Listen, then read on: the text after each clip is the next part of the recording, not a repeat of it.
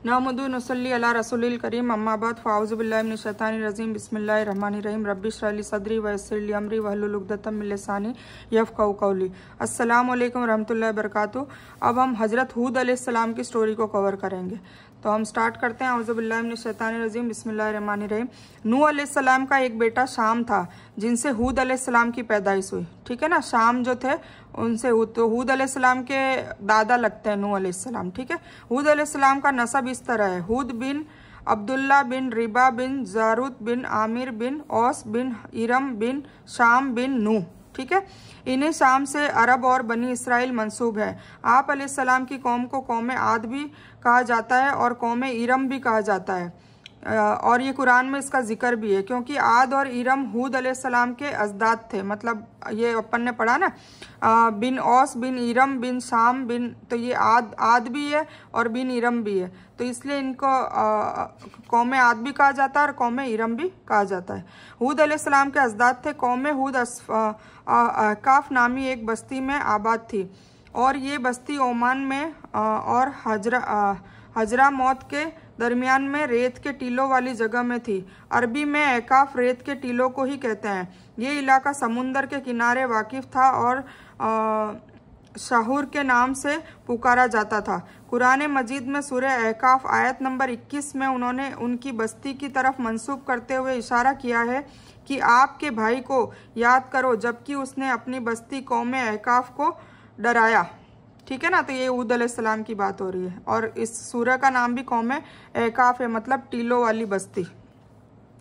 कौम आद के लोग अपने रिहाइश के लिए खेमे पसंद करते थे, जबकि उन्हें खेमे बहुत मजबूत और पुख्ता होते थे। ये लोग उनको बड़ी महारत से बनाते थे, फिर उन पर फख्र भी करते थे। अल्लाह ताला ने सूरह फज्र में 6 से 8 आयत में फरमाया है, क्या आपने नहीं देखा कि आपके रब ने कौम आद के साथ क्या किया, जो नस्ल इरम से सुतूने वाले थे, जिनके मानिंद कोई कौम दुनिया में पैदा नहीं की गई। अल्लाह ताला ने उनकी कारीगरी और फ़न की मिसाल दी है। मतलब कौम आद जो थी उनकी हाइट 130 140 इतनी थी, मतलब बहुत बड़े थे, हमारे घर भी नहीं है इतने। ठीक है, तो इतनी हाइट थी, और फिर वो सुतूनों वाले, लंबे लंबे सुतूनों वाले, और पहाड़ों को भी तराश देते थे। तो ये उनका फ़न, इनका टैलेंट था। तो ये टैलेंट अल्लाह ने उनको ही दिया था। ऐसी कोई कौम न तो उनके पहले कभी आई, ना उनके बाद कभी आई, और न इतनी मजबूत और ताकतवर लोग कभी आए। ठीक है, पर उन्होंने भी अल्लाह की नेमतें, जो टैलेंट दिया, जो नेमतें दी, उस पर घमंड करना चालू कर दिया और अपने आप पे फ़ख्र करने लग गए। तो उसकी आगे सज़ा भी आप सुनेंगे कि क्या किया। ठीक है, तो ये उन्होंने ऐसे सुतूनों वाली बस्तियां बनाई तो बड़े मजबूत थे। उन्होंने अपने इलाके को बहुत ही टैलेंट से बनाया, जिससे उनके किस्सों की रिवायतें बहुत ही पॉपुलर हो गई, और ये आज भी है। आप है ना, ये मदियन, मिस्र, इसके आसपास के इलाके यूट्यूब में आते हैं, बड़े बड़े सतून होंगे, तो आप सोचते भी होंगे, मेरे भी दिमाग में आया था कि ये बिना पहले तो इतने मशीनें भी नहीं थी, तो सालों पहले इतने बड़े बड़े सतून किसने बनाए होंगे।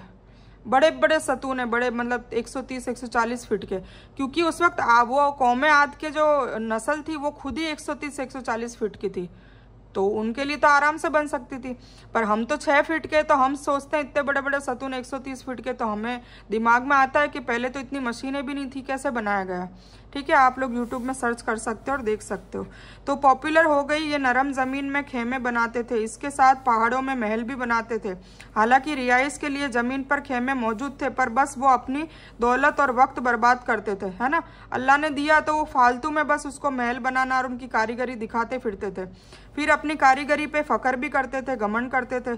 शहरों में जो रास्ते और सड़कें थी बहुत चौड़ी थी कारीगरी और अपने फ़न पर ये इस मुकाम पर पहुंच गए कि फिर कोई इनकी जगह न ले सका। ये लोग अरब थे और अरबी में बातचीत करते थे। हूद अलैहिस्सलाम भी अरबी थे। इस्माइल अलैहिस्सलाम के पहले के अरब के बाशिंदे अरब आरिबा कहलाते हैं। इनके मशहूर कबीले ये है आद, समूद, जुरूम, अमीन, कहतर और मदियन वगैरह, ये इनके कबीले के नाम हैं। इब्राहिम अलैहिस्सलाम की औलाद में इस्माइल अलैहिस्सलाम के बाद आने वाले लोग अरब मुस्तरिबा कहलाते हैं। मतलब इस्माइल अलैहिस्सलाम की जो नस्लें हैं वो अरब मुस्तरिबा है, और जो इधर इसाक अलैहिस्सलाम की जो नस्लें हैं ना वो अरब आरिबा कहलाती है। ठीक है ना, ये दो अलग अलग हो गए, दोनों भाइयों की नस्लों का अलग अलग नाम हो गया।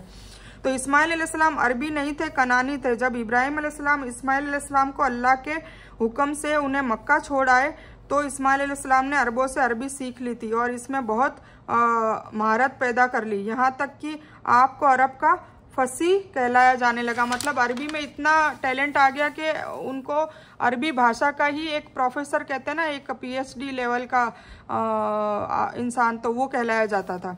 जब कौमें आज से कहा जाता था कि जब तुम ज़मीन पर रहते हो और पहाड़ों पर मोहल्ला मतलब महल क्यों बनाते हो और अपना पैसा और मेहनत और वक्त को ज़ाया क्यों करते हो। हूद अलैहिस्सलाम अपनी कौम से कहते थे, ए मेरी कौम, तुम्हें अल्लाह ने बड़ी कुव्वत से नवाजा है। तुम्हारी ताकत का क्या ये आलम है कि जब तुम किसी पर हाथ डालते हो तो जुल्म करते हो। कोई शख्स तुम्हारे सामने आना पसंद नहीं करता, लिहाजा अल्लाह से डरा करो और मेरी पैरवी करो, उससे डरो, उसने सारी चीज़ों से तुम्हारी मदद की है। अल्लाह ताला ने अपनी हर तरह की नेमत, माल, असबाब और औलाद, बागात, शहर, कुव्वत, उन फनकारी सब से तुम्हें नवाजा है ना, हर चीज़ दी, लिहाजा तुम अल्लाह से डरो और मेरी इताअत करो। पर उन्होंने आप अलैहिस्सलाम की एक बात न मानी, उल्टा तकब्बुर करने लग गए और अल्लाह की नाशुक्री करने लग गए। और तकब्बुर के बारे में ये बात है कि जब से इब्लिस ने इसको इख्तियार किया है तब से यह आजमाइश बन चुका है। अल्लाह ताला सूरह हामीम सजदा की आयत नंबर 15 में फरमाता है, पर कौमे आद ने तो बेवजह ज़मीन पर सरकशी शुरू कर दी और कहने लगे, हमसे जोरावर कोई नहीं है। कौन है? क्या उन्हें ये नज़र नहीं आया कि जिसने उन्हें पैदा किया है वो तो उनसे बहुत ही ज़्यादा जोरावर है, अल्लाह ताला। बेशक तो जब ये लोग सरकशी में बढ़ गए तब अल्लाह ताला ने हूद अलैहिस्सलाम को इनकी तरफ भेजा। उन्होंने उन्हें अल्लाह की तरफ से बुलाया और कहा, ए मेरी कौम, सिर्फ एक अल्लाह की इबादत करो और उससे डरो, तुम्हारा उसके सिवा कोई माबूद नहीं है। क्या तुम डरते नहीं? तो कौम के सरदार कहने लगे कि हम तो देखते हैं कि तू नीरी बेवकूफ़ी में है, हमारे ख्याल में तो तू झूठा है। इस पर हूद अलैहिस्सलाम ने फरमाया, मेरी कौम में बेवकूफ़ नहीं, मैं तो तमाम जहानों के परवरदिगार की तरफ से भेजा गया हूँ, तुम्हारी खैर ख्वाही के लिए आया हूँ और मेरी दिली तमन्ना है कि तुम लोग अल्लाह की इबादत करो।